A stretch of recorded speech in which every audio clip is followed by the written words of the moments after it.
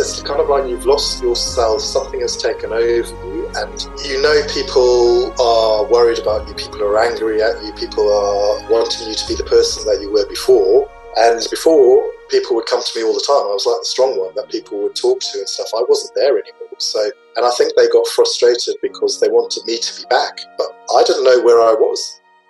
Welcome to The Narratives of Suicide, the podcast where we bring hope, community and a voice to those who've lost to suicide. It's where we dispel the myths of suicide. We dispel historical discourses and constructs that have been steeped in history for a very long time, and we're here with hope, love and support for everyone out there who needs to listen to this podcast. I'm so sorry you're here, but I do hope it can give you something to use in your healing process, to be able to pick up the pieces of suicide and put them back together again in the best possible way that you can. So welcome everybody. Today we're here with Laurence from Richmond in the UK, or London. Richmond's near London, for anybody who doesn't know. So Laurence sadly lost his partner, James, 8 years ago to suicide. So thank you so much for being here. Really appreciate it. Laurence, really good to have you here. Thank you very much. I recently sold a property that James and I had together, and it was quite difficult going through all the emotional attachment to it. And because it's 8 years on, I go for counselling still, but I don't really talk about him to friends and family, but it's still very much there with me. So it kind of brought back all these strong emotions, and I didn't know what to do with them or how to cope with them. And then I came across your healing narratives of suicide loss on Facebook, and I listened to it. And I listened to the stories that people shared, and I was just like, wow. And I sat in, the solitude of my own flat, and I would listen to one story one evening and take a break. And sometimes I would listen and, stop the story and just walk away and just let everything kind of sink in, because I could relate to it so much, because how a lot of people have reacted, everybody reacts differently, but it's such a huge traumatic thing to go through that we are all badly damaged for the first, whether it's months, whether it's years, it could be 2 years, it could be 3 years. I mean, for me, it's 8 years, and it's still there for me. It's not there as strong as it was, but with the sale of this property, it just brought up a lot again, because we shared our lives together for 7 years. And I'll talk a bit about James. I met him in about 2006, and he told me that he suffered from depression, and I was kind of like, okay, I understand that. I've been there myself. I know a lot of people who do. It's part of life. And he was my, we use the word soulmate, or what, he was my person. He was my go-to person. So we had a good relationship on and off for like 7 years. And in that time, he started his own company. He was doing really well. He seemed very happy. He would have his bad days, and I would think, okay, he's depressed, leave him alone, just watch him or whatever. And while I'm saying all this, he was quite an extreme man. For example, during the ash cloud years ago, when everybody was stuck all over the world or whatever, he hired a plane with a pilot flying back from Spain. And he was just the kind of person, he would listen to you, but you knew he would always do his own thing. Okay. He was quite, what's the word I'm looking for? He would just go and do something. Like he opened his company when the economy was bad. He was in Spain with the ash cloud, he wanted to come home. He was a bit like that. So I just used to say eccentric. And he was the kind of person everybody loved. A lot of people who take their own lives seem to be like that. They show a very brave face to the world, and everybody thinks they've got everything. He was handsome. He was well educated. I got on with him really well. My family adored him. He looked after me. It was just like, gosh, it was all good. And then in about 2011, 2012, he went into this depression and thought, okay, he's depressed. There was financial problems with his company, but we would get through it. We would get through it somehow. And this depression didn't disappear. And then he seemed to regress into a very childlike mode, and he moved into my flat. He wouldn't get out of bed. He refused any help. And it got to the point I came in from work, and the job I do involves a lot of travel. And he was just standing in my kitchen in the morning at like 7 o'clock in the morning. I looked in his eyes and I was like, this is not good. And I said, you need to do something, we need to do something. And he took himself to the doctor, and the doctor put him in an NHS hospital. So I slept because I'd been doing a night shift, and then I called him, and I was like, good, he's in somewhere where they're going to help him. So I drove with all his stuff to the hospital, and he was in a holding room with one other person, and he'd been there all day. And they had no beds, and the staff were completely overworked. And I just said, listen, guys, I understand what you're trying to do, but he's been in this room all day without any food and whatever, and you're just I know you've got a very difficult job, but I'm going to take him home. I'm going to take him home, give him something to eat, put him to bed, and we'll start again tomorrow, which is what I did. So I took him home, and I still remember what I gave him that night. I gave him risotto, Marks and Spencer's risotto. I don't know, it's still there. And he said, I'm fine. And I just thought I had to make a decision. I thought, he's not fine. This is really serious. So I called his ex, who's a friend of his, and I said, he really is not well, and we need to do something. And he'd been on antidepressants during this time, and he refused to take his antidepressants and wouldn't tell anybody. I discovered it and had to come off work for a couple of weeks and sit with him in this flat on suicide watch. God. That's what it felt with. And I remember one day him running into a bathroom and going through all my stuff looking for sleeping pills and all that. So I took all the pills away, and I was just watching him. So then that situation, I thought to myself, I'm away a lot. How can I have somebody in my flat while I'm away in other countries? It's just crazy. So we decided with the psychiatrist afterwards, we decided that he was going to move back to his old flat where there were more people who could keep an eye on it. There were more people living there. There was a housekeeper. So it just seemed to be the right way forward. And he seemed to turn against me because of that, even though it was his decision. So I couldn't do anything right. That's what it felt like. But he was then admitted to a private hospital, and I was completely relieved because I thought he's under the best care. And I was allowed to go to some of the meetings with the psychiatrist, with him, the psychiatrist, and myself to talk about stuff. And I just thought everything was going okay. And then next thing I heard, he was allowed out of hospital. And I was like, no, he's not well enough. But they felt that he was better off to be treated as an outpatient. And I think it all came down to money because he was under Bupa medical care. The private hospital was very expensive. So, they wouldn't keep him in. So the situation just got weirder. And he came over to me one day and said to me, before all this, he'd said to me, I deserve to be happy, and he had too many problems. And with the flat that we owned together, which I've just sold, he came around one day with all the paperwork. He came around with all the paperwork for the car.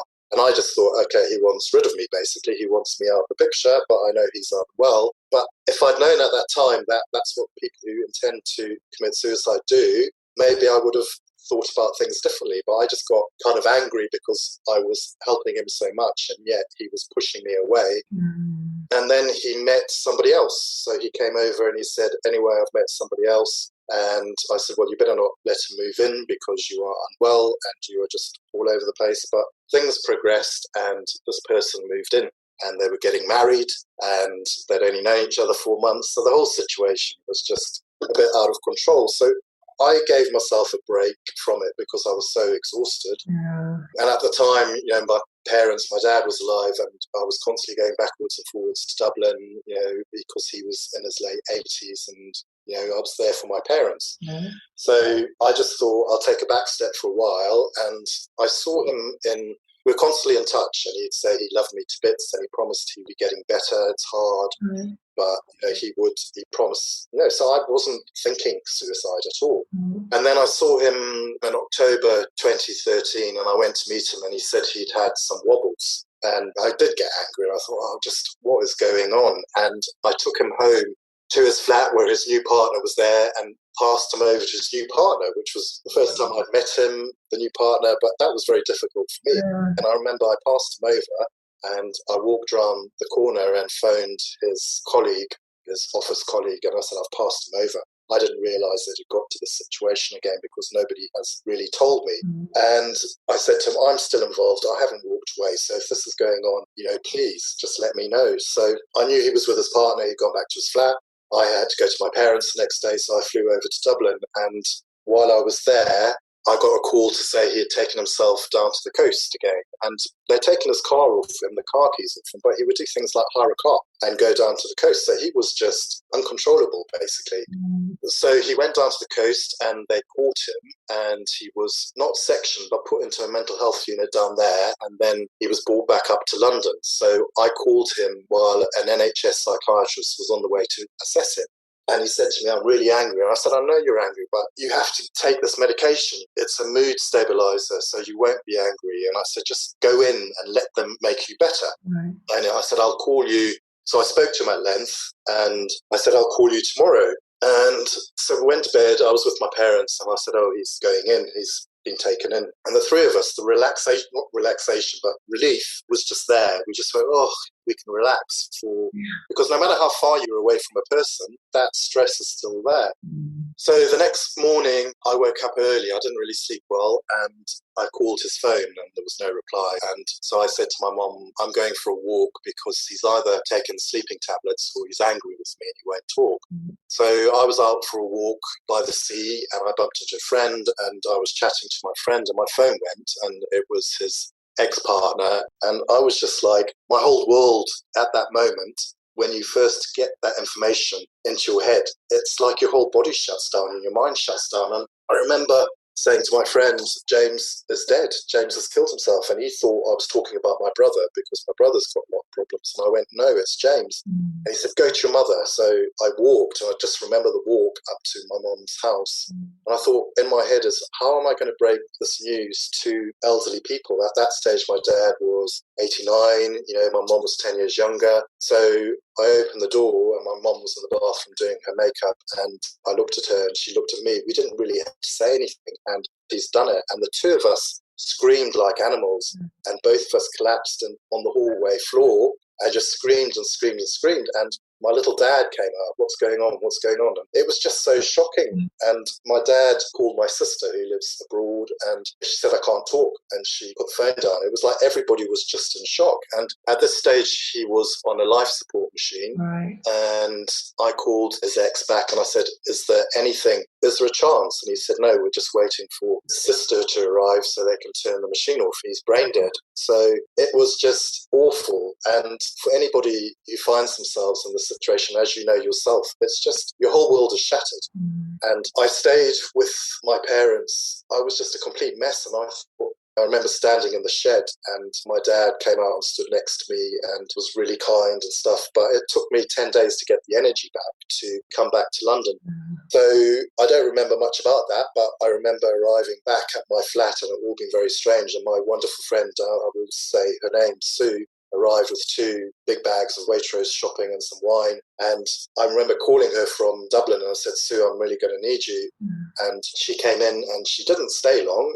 And that was when I could just really freak out and let it go, which I did for a couple of days. And somebody said to me, go and see his body, go and hold his hand. And I really didn't know what to do.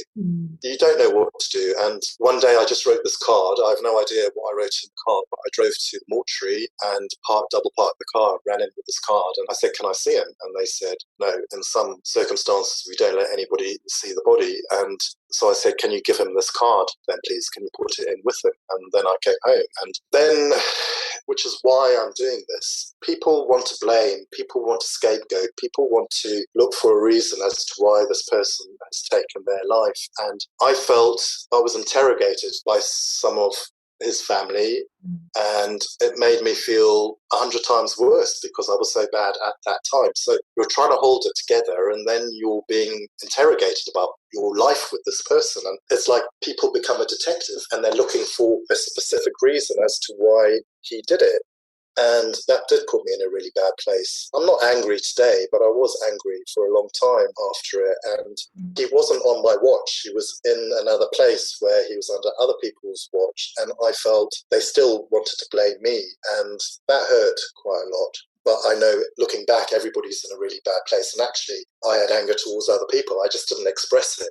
because I knew by expressing it to them would upset them even more. But some people seem to they can't control their own anger, so they do kind of express it. So there's something called projection in psychology. It's almost as if our pain is so great, we need to project it somewhere else. And the guilt and the blame is so great that we need to project it somewhere else. So we'll find that projection and give it to somebody else. It's very unconscious. No one does it deliberately. Everyone's going through their own stuff. Yeah. On the receiving end of that, if you're on the receiving end of projection, if you're feeling guilty already, which I imagine you were, feeling the blame, the guilt, the responsibility already, it given to you by somebody else is just huge, isn't it? It's like quadrupled, not just doubled, it's quadrupled, because you feel it like it's piercing kind of injection of the projection, so like you say, you feel a lot for everybody involved, but your way was to hold it back because you didn't want to create that for somebody else. You were able to do that. Well, I did it. Hopefully I did it as best I could, and I just felt if anybody else is in this position and other people are listening how to deal with somebody who has just survived a suicide, don't do it.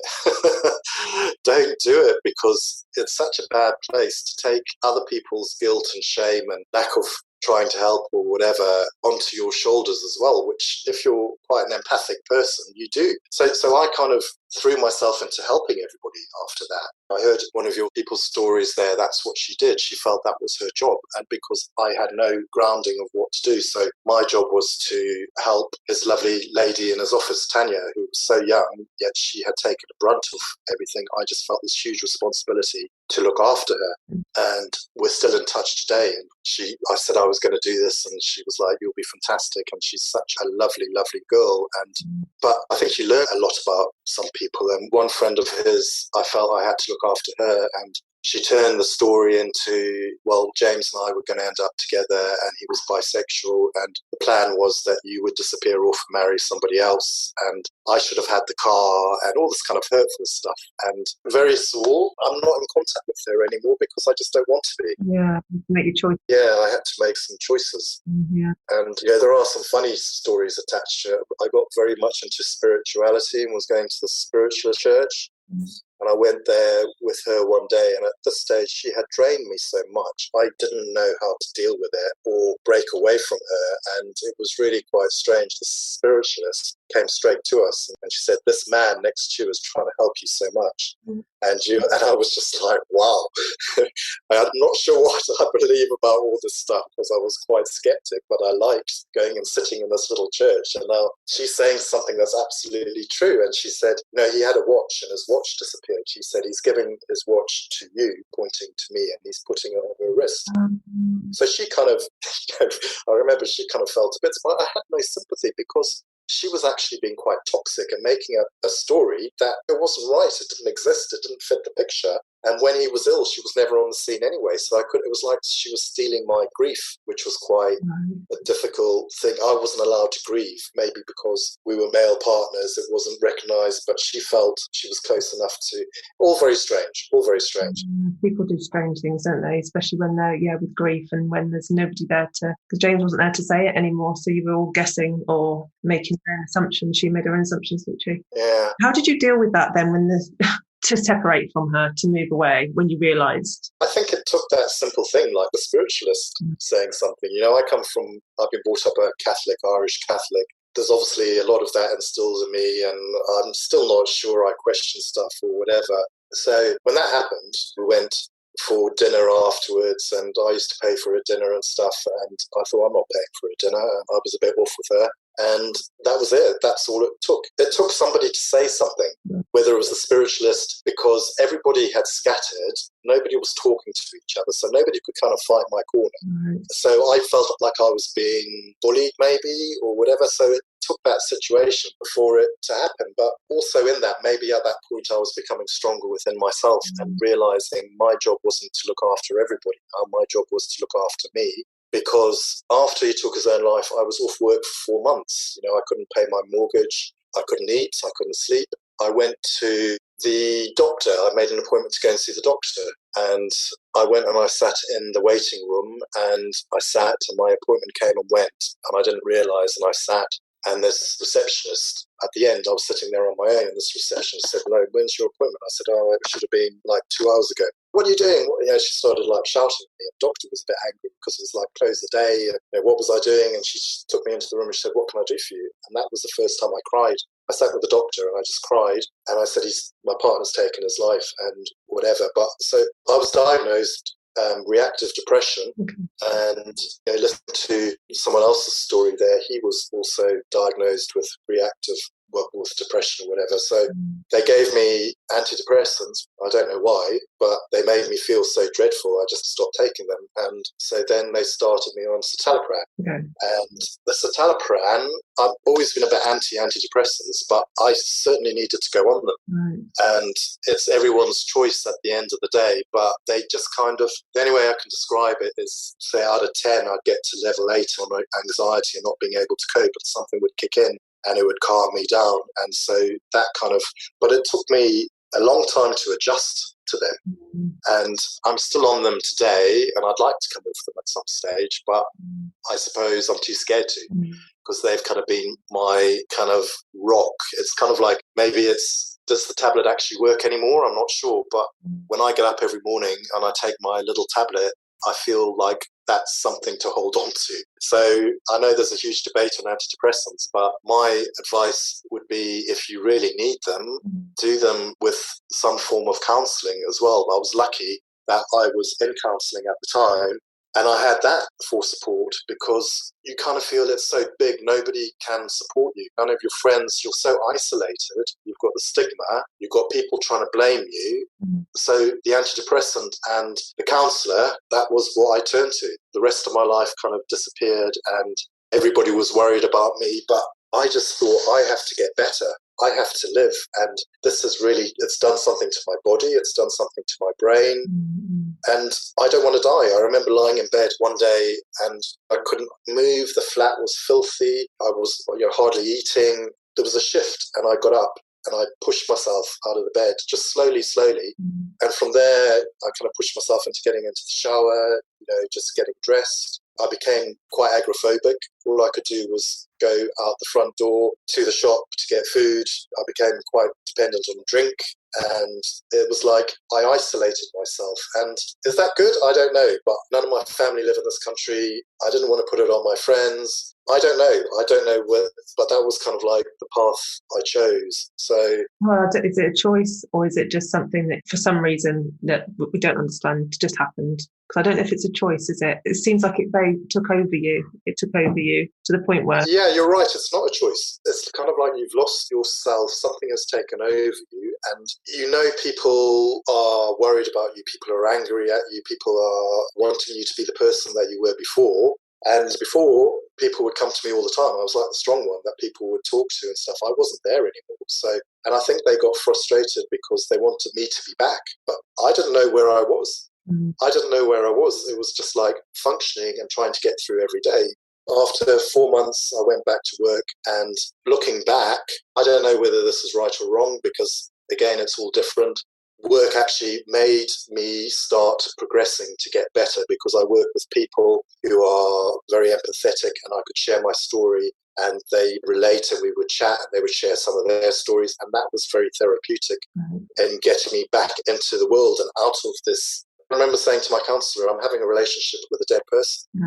I'm living in this flat, which I can't throw anything out. I can't clean. I won't move anything. And he's dead.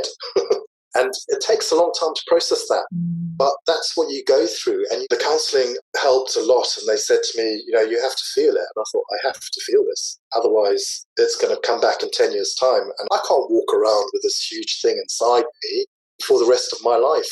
Carry stigma, carry shame, not being able to share my story properly, feeling that my 7 years with somebody was just cut off like that. And at the inquest, the psychiatrist, I wasn't allowed to say anything, and the psychiatrist got up to do his piece and said, he had a fantastic partner. I don't know what happened there. And again, I thought, you're a mental health professional. Do you not think what that comment, has made me feel like? And yeah, so... Compliment is a fantastic partner. You heard that, which must have been validating, but then it twists at the end, doesn't it? Absolutely. Then back to your fault. But then I guess if you're interpreting everything through that lens already, which you already were, it's my fault, lens, and everyone else is telling you it's your fault. Well, I just think when I was looking after him, people thought I was fantastic. You're wonderful, Laurence, you're fantastic. Once he took his life, I was the worst person out there. It went one extreme to the other, and then it was like living a horror story. Yeah, I've heard that a lot, and it's like a horror, literally like watching a horror film. Is this actually my life? Yeah, you're in the middle of it. You're in the middle of this horror story, and you can't leave. And he was cremated. Then we had, then there had to be an inquest. And during that period of time, my lovely sister, her husband was diagnosed with leukemia, and they live, well, she's still there in the Caribbean, and he passed away. So we had that to deal with, and I was lucky she had support from his brother, which was good, but it was a horrible situation for them, and his leukemia was stage 4, so he was airlifted from St. Martin to Colombia to private healthcare there, but unfortunately he didn't make it. And then with my job, I'd accumulated a lot of leave, and they gave me 6 weeks off. Right. So at some period I went out and stayed with her. So we had the two of us completely, and we've lost our partners in the house together. And I don't know how we did it. In some ways it was good. In some ways it was really bad. But in a way, looking after my sister, that gave me something to focus on and take the focus off myself. I had to I tried my hardest. I wasn't the best. I know I wasn't the best. But we got through it as sister and brother. And then I came back from there, and there was a memorial service for James. And he was a very popular person, so there were about 300 people there, and it was held in a church. And I had kind of been forgotten about in the order of service, which I just thought, and I also at this stage his ashes had been scattered in the garden of his flat, and I know because he'd said to me years ago without me even thinking about it that he wanted his ashes scattered in Bournemouth. So somebody scattered his ashes on his birthday at 1 minute past midnight, and I got a text message to say I've scattered his ashes. And that was, you just think, why did you do that? Why couldn't you have done it in a better way? And again, you were angry, aren't you? But there was nothing I could do about that. In the order of service, then his brother was very good, and they let me become part of it. And I stood up and read a poem. And to do that in a church full of people, I don't know how many people were there, but hundreds. In a way, I was so frightened. And one friend said to me afterwards, she said you could hear a pencil drop when you got up there. And for me, it kind of was saying to those that blame me, if I'm brave enough to stand up here and read a poem and a love poem that he sent me, then I hope this makes you realise that what's going through your minds and all this blame thing directed towards me is wrong. And my good friends surrounded me at the memorial service, but there was a few people there that glared at me and gave me filthy looks. And again, that hurt a lot because they didn't know the story. And I wanted to go up and say, listen, I wish, but I didn't want to explain because it was none of their business either. So it's kind of like, and it's people say, well, you must forget about these people, but you don't.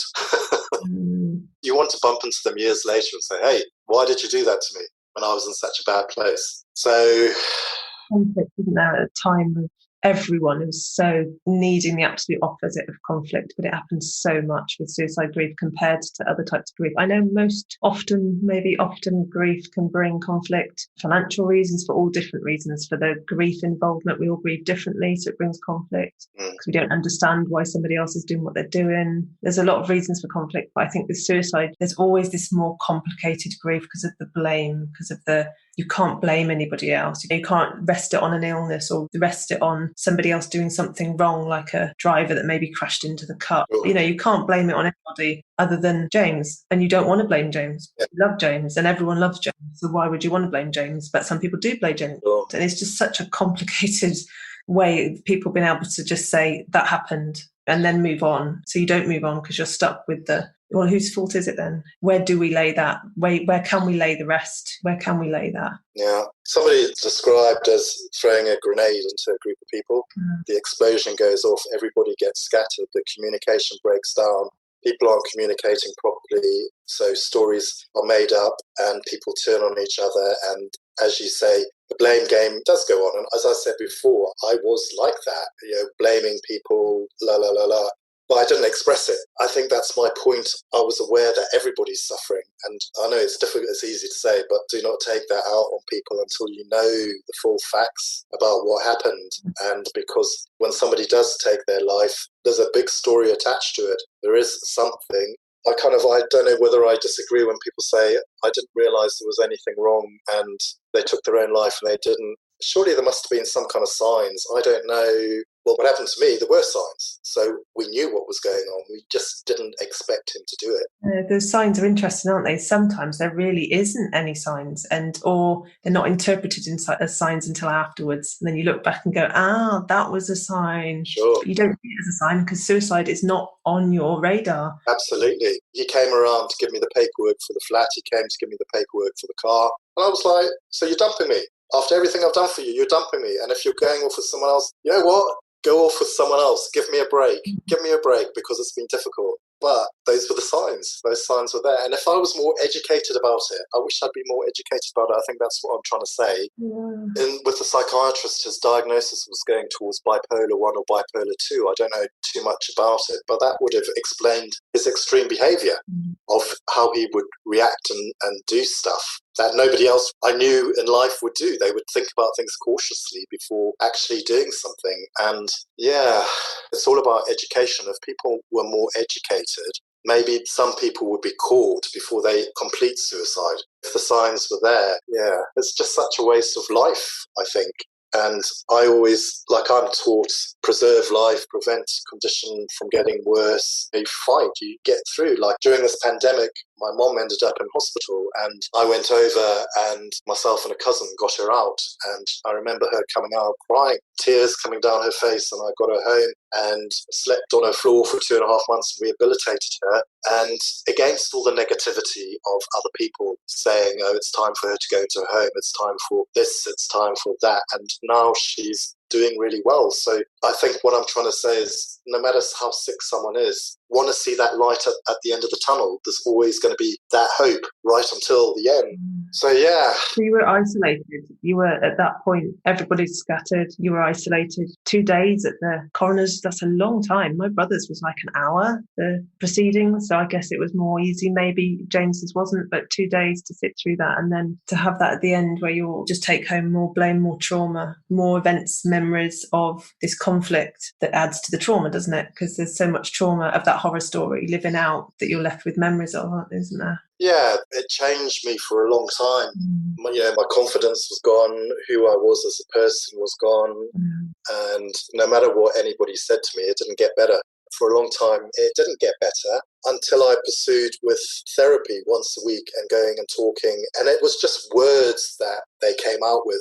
You were drawn into the hurricane of James's life and you were drawn into that. They also talked about narcissism and did he have narcissistic tendencies and all that kind of stuff. And just to be able to sit in that space with a person who is qualified and has been for 20 years or longer gives you something very, very strong, rather than all these people who are unqualified coming up with a solution or coming up with an idea just to make themselves feel better. And I lost a lot of people. My friendship circle, and I know this happened to a lot of people that share the stories, your friendship circle just comes down to a very small group of people, and I'm glad about that now. Right. But also I think they don't understand. Unless you're put in that position, you don't understand. I wouldn't really understand. It's very personal. Yeah, it's very complicated. James's story is complicated and your story is complicated. And I think that's what we're left with, trying to decipher. And other people are trying to guess why James did what he did.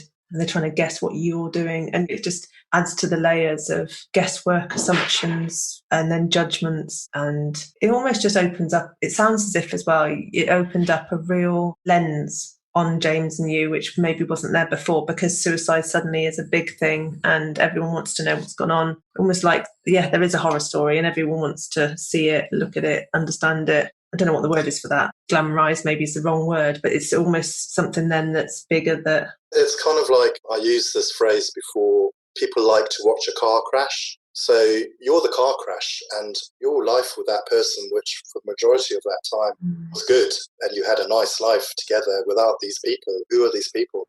Then all of a sudden I remember thinking to myself, it's like being an article in a Hello magazine. I remember after his cremation, I walked in, this woman said, people want to know what's happened. Yeah, at the gathering back at his flat, someone went, aha, as I walked in, and I was like, God. And then I managed to stay for trying to hug me. I just froze, and I said to my friends, I've got to go.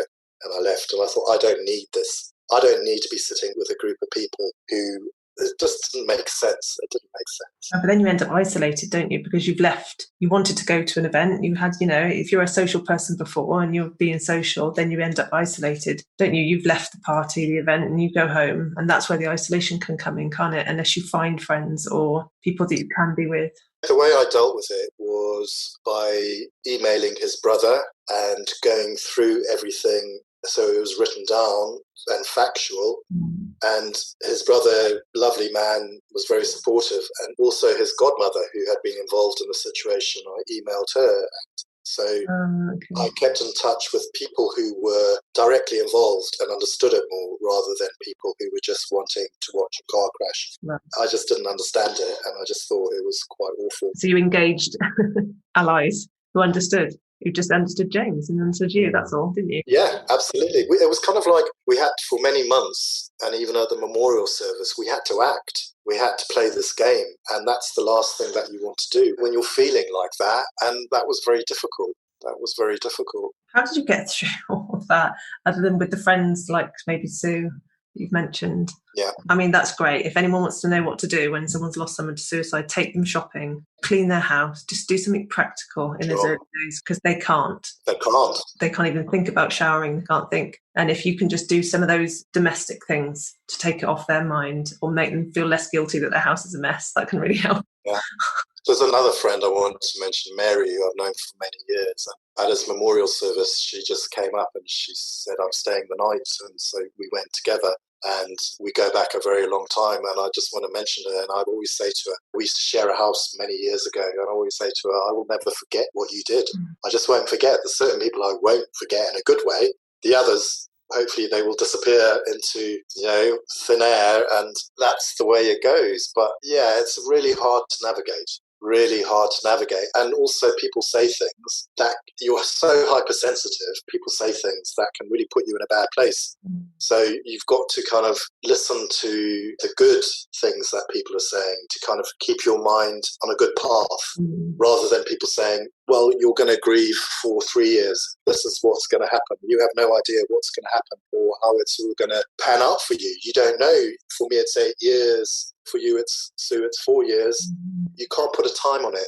You cannot put a time on it. And with my friend Ruth, we've been in touch, and she's doing a lot better, and that's done me the world of good to be able to help somebody else. She's still, she's slowly progressing through it. And I was in touch with her before when I said I was going to do this, and she's been really supportive. She can't listen to it at the moment herself because it's too early days for her. But maybe now that I've done this podcast with you, maybe she'll listen to it. And I just feel we need to talk more about it. It is really, really hard, but the stigma is still out there.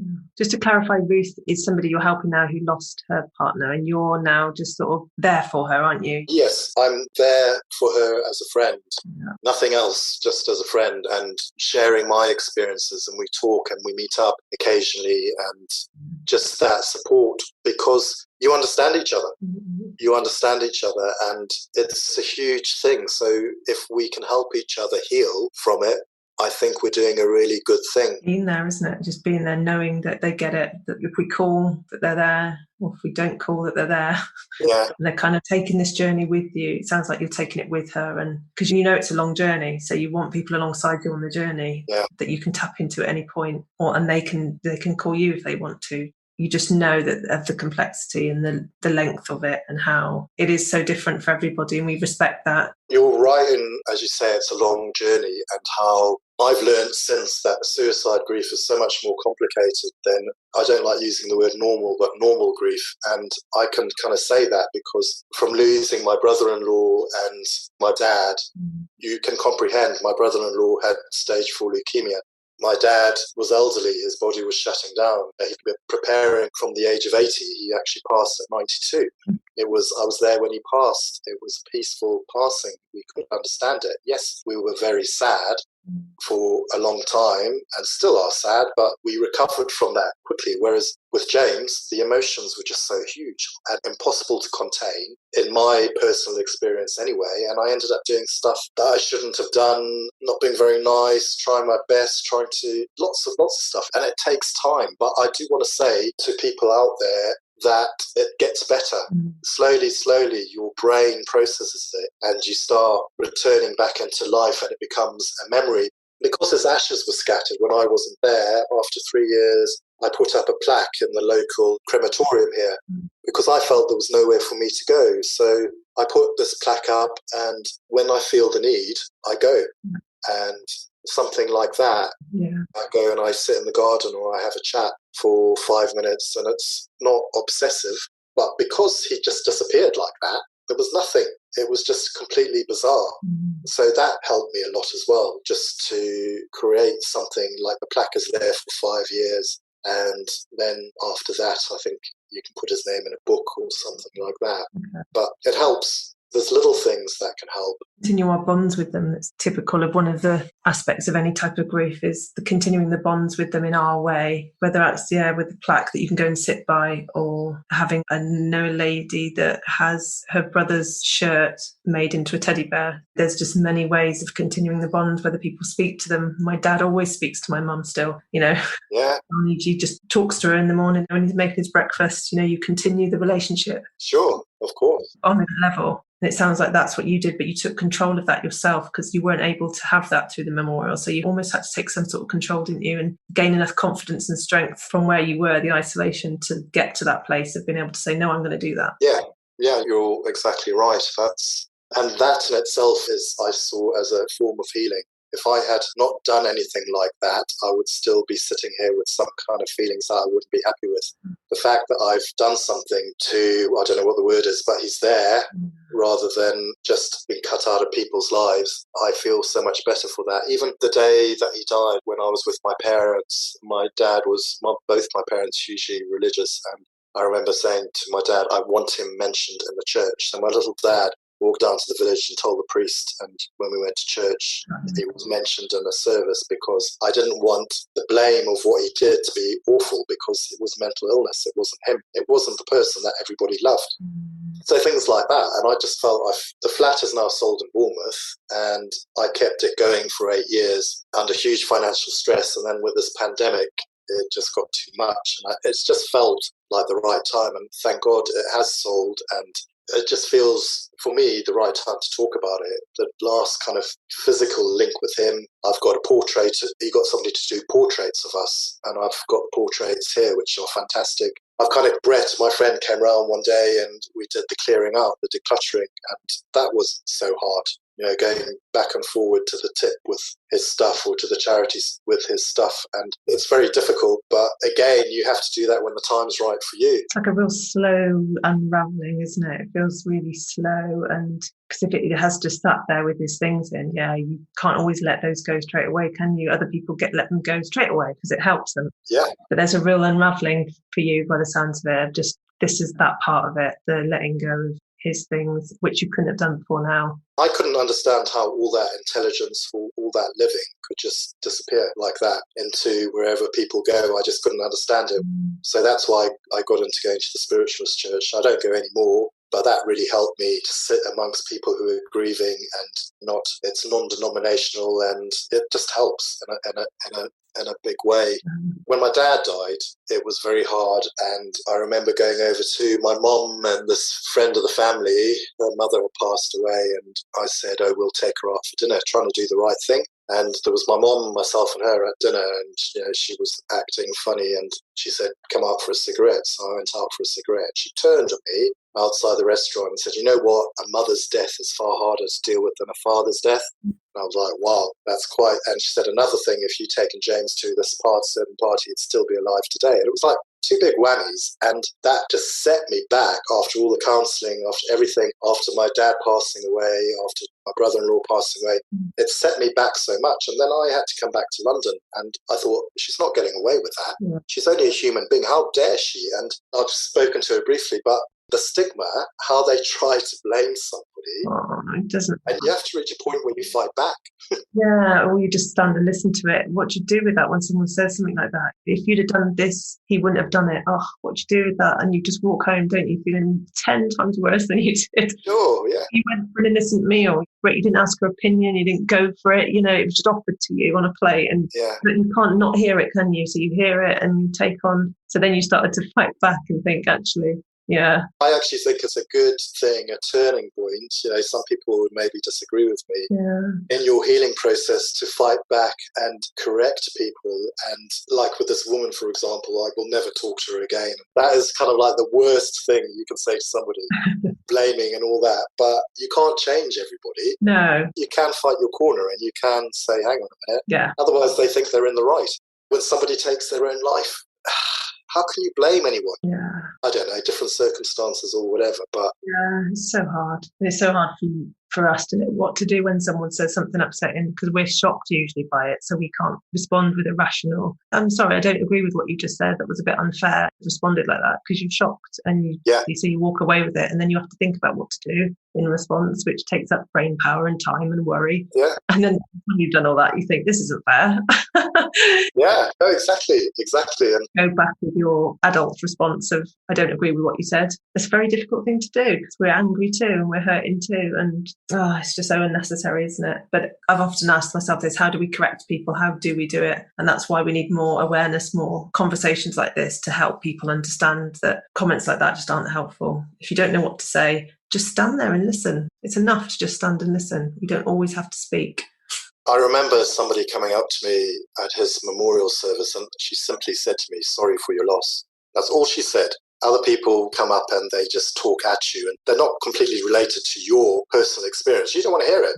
You don't want to hear about all these other things. Just you want simplicity and you want certain words, because certain words can really knock you back and really stop your progress of healing, because that guilt, blame, stigma, shame is all there until you process it. Well, it was for me anyway. And that's my journey. And I think I'm now at a place where I know it wasn't my fault. Right. I know it wasn't my fault. Maybe certain arguments or whatever I could have rectified, but actually I probably did more than many other people would have done in the same situation. That person, that woman that said to me, oh, if you'd taken him to this party, he'd still be alive today, probably wouldn't have been able to cope with the 2 years of me dealing with James and having to work and having to go to the psychiatrist and getting other people to watch and keeping people informed. She probably wouldn't have been able to do that. Anger drives to look after yourself as well, doesn't it? That anger makes you say, no, it's not my fault. Yes. I did the best I could. But you've had a lot of counselling as well, which has helped with that. I can imagine help you shift your perception of it, which again, with everyone takes different times where they can shift their perception of that. Okay. Periods. But that's the only piece I could find when I found that piece, that I did all I could. And I don't want to say his decision. I don't like the word decision or choice, but it was my brother's right, if you like, to do what he did. And it was his life. The only way I can be at peace with that is to think, well, it wasn't me. It wasn't my decision to make, inverted commas, decision again. It's really difficult. I do agree with you, because James was a very proud man, as I imagine your brother was. Yeah. And if he felt his diagnosis was going towards a mental illness of bipolar, deep down I know he wouldn't want to have lived with it. So the same kind of, if somebody had terminal cancer and they decided, people do it, they do it in other countries, euthanasia or whatever, there's a big thing there for me. James did that. He said to me he had too many problems, I deserve to be happy. Yeah. In some ways he looked after me by taking me out of the situation, and that is all very confusing. Yeah, very. To deal with as well. But like you say, it's that person's right at the end of the day. It is the right. And we will do what we can to help minimise the risk, allow them to be as happy as possible while they're here. It doesn't mean we're responsible for the decision they had to make for whatever reason they had to make it, or whatever place they were in when they made that decision. that's not ours to bear. And it's just that our perception of what we did before, we can't undo it, we can't change it, we can't turn the clock back, we can't go back to those red flags and change, oh, I wish I'd have known back then that that flag meant something. But even if it did mean something, would I have done anything differently? No, because it wasn't on my radar. So that's why we pick it apart with a therapist, isn't it? To pick apart all those complicated back and forward thoughts that lead to so much responsibility. That's why a professional can help you do that, or somebody who gets it, who understands the complexity of that, Yes. the going back and forwards. Yeah. And that's where we found our peace, through lots of talking and lots of doing that and time. Yeah. Earlier on, you said you developed a relationship with suicide as well, and I resonate a lot with that you did a lot of research on suicide after it happened, as if you kind of said, right, I need to understand this a bit better. Absolutely. I went through everything on the internet. I became obsessed with it. As I said, it was all I could talk about. My counsellor would fall asleep usually. No, but I'm just saying that, but I was full on with it. And I did want to understand it more because I didn't understand it, because it wasn't really there. I knew of people who had done it in my life who I wasn't close to, but it wasn't there before. So I needed to understand this. I mean, I think I know, without studying a degree or going to college or anything, I think I know quite a lot about it now. So I'm glad I do in a funny way. How we do that, though, that's part of my research, working out why we do that, and it's the psychology of that. And I do believe it's because we've all got, as a society, a death anxiety around death generally, but we've also got it about suicide anxiety. It won't happen to me. It can't happen to me. It's not going to happen to me or my family. And then when it does, that shifts that belief so much. And we haven't even looked at suicide other than what we've heard on the news, or we've touched on it, but we don't want to believe it exists, really, because it's a horrible thought. So when it does happen, we then have to suddenly integrate the suicide construct into our own lives, into our own belief system, our own narrative. So then we go searching for, what does it mean to want or have to do yourself? And then we go into the whole history of it. And then, and that's helped me no end, because now it's part of my narrative, part of my construct. Although it didn't happen to me, I'm still here. It happened to my brother, who I identify very strongly with, who was part of my identity, my belief system growing up. So although it didn't happen to me, it feels like it happened to me. So I need to understand suicide in order to understand this thing that's now in my family. One thing I came across was when somebody has suicided, these are words, getting committed suicide, so suicided, then people close to them, it's in their psyche, suicide is there. So they may have feelings of it. And that's what my concern was. And I did.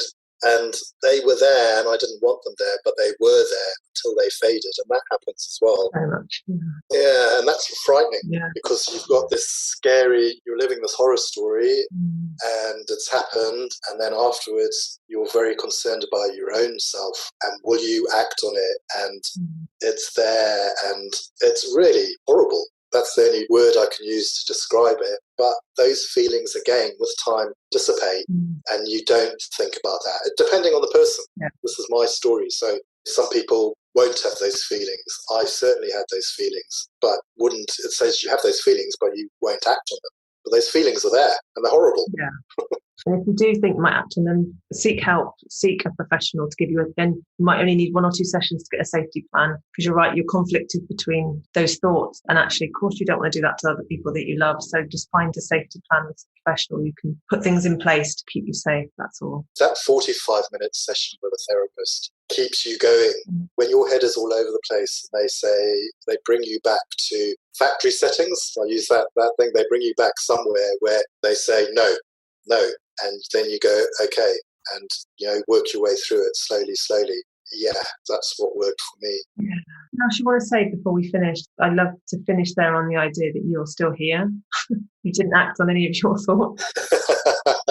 Keep that stability there in amongst everything else, all the isolation and conflict and anger, and what strength it needed for you to just keep stepping forward, really. I think I want to say it's very hard. It's the hardest thing I've ever had to go through in my life. It's a long journey depending on the individual's emotional strength. Depends what else happens in your life, whether you put your grief on hold because of somebody else passing away. You always go back to it. It's a long journey, but you get there. And I still have my bad days. The recent sale of the flat turned me into it, put me in a weird place for a while, and my birthday always puts me in a weird place. But those two things have now passed, and I feel much better for it. I think I just want to say to people who find themselves in this position, there is hope for you. There's a lot of information out there. It's like doing a PhD in suicide awareness. But go onto the internet, read, talk to a counsellor, talk to doctors, talk to people who are wise in your life. Don't listen to the rubbish. Don't listen to the stigma. Don't listen to the... It's a very complicated thing. And eventually you come to a place where you understand, you have peace with what's happened. And you're changed forever. You are changed forever. But you do get stronger. You do get stronger. You find peace. You do find peace. It's always going to be there. It's always going to be there. I remember after James died, Robin Williams, the famous actor, took his own life, and there was that kind of huge thing there, and now they're just talking about that. So I don't want to say to people time length, everyone's time length is different, but I think as a human being, you want to start enjoying your life again. You don't want to be living in this dark place. And I also think James would, if he saw the way what I was like, he would have a go at me. He would have said, snap out of it and come on and all that kind of stuff. He wouldn't have let me grieve for as long as I have done. But he's not here. So I kind of think of it in that way. What would he say to me? Yeah. And I know he would. I know somewhere he's looking down at me and he's proud of me. He's proud of me for standing up for who he was. Proud of me for understanding. It wasn't him. It was mental illness, whatever the choice was. Was he ever going to get better? Just proud of me for how I dealt with things in a certain way. And I feel okay about that now. Nice. Thank you so much for sharing your story. Really appreciate it. You're welcome.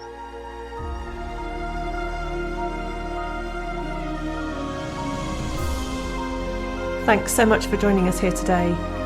I hope it served you and given you something for your journey with suicide.